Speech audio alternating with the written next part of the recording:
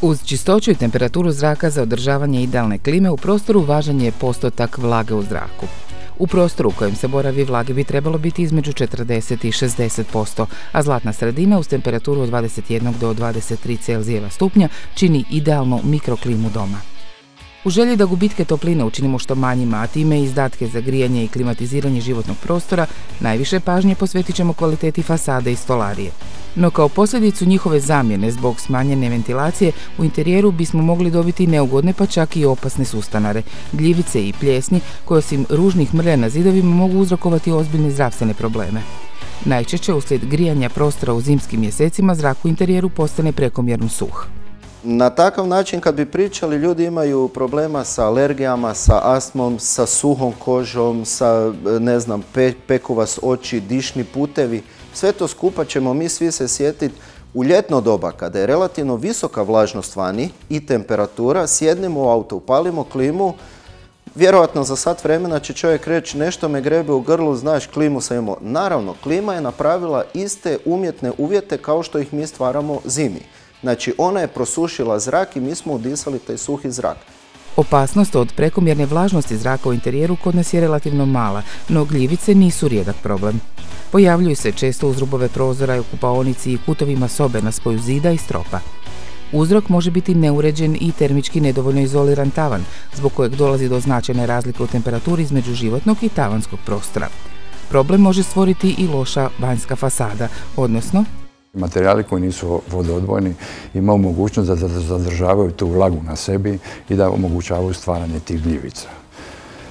U unutrašnjosti je problem drugi, znači problem je loše izolacije, fasadne, drugi je problem neprovjetravanje i treći je zamjena stolarije.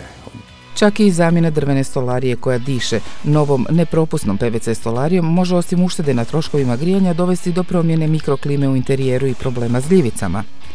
Zbog toga je, slažu se naši sugovornici, potrebno utvrditi činjenično stanje i stvarni uzrok problema, no to je svakako posao za stručnjake.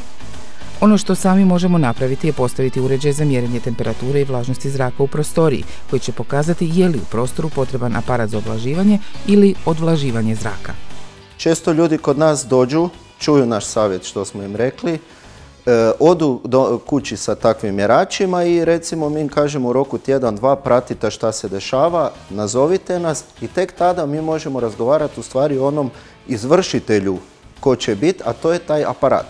On automatski regulira količinu vlage u prostoriji, no treba znati da uređaji za ovlaživanje i za oduzimanje viška vlage iz zraka rade na drugačijem principu, te da nema jedinstvenog uređaja koji zraku prema potrebi može dodati ili iz njega izvući vlagu.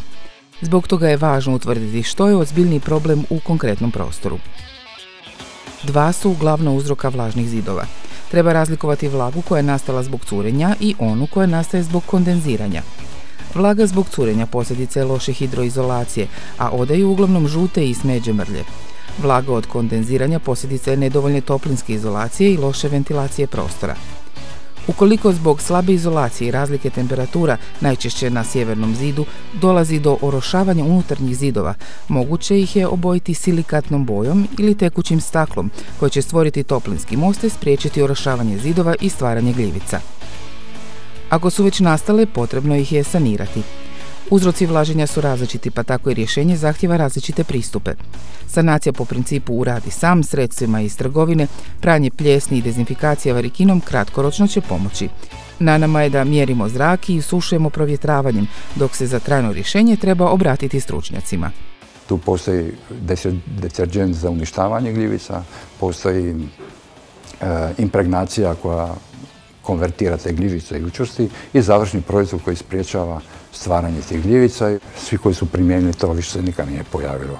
U životnom ili radnom prostoru treba održavati kvalitetnu mikroklimu. Postotak vlage treba pratiti, a prostoriju u kojoj se boravi 3 puta dnevno prozračiti na 5 do 10 minuta. Dugotrajno prozračivanje može pretjerano isušiti zrak, a iz prostorije odvesti poželjnu toplinu uz povećanje troškova grijanja. Prozračivanje je učinkovita metoda kojom ćemo u prostoru promijeniti klimu koja pogoduje nastanku pljesni i gljivica.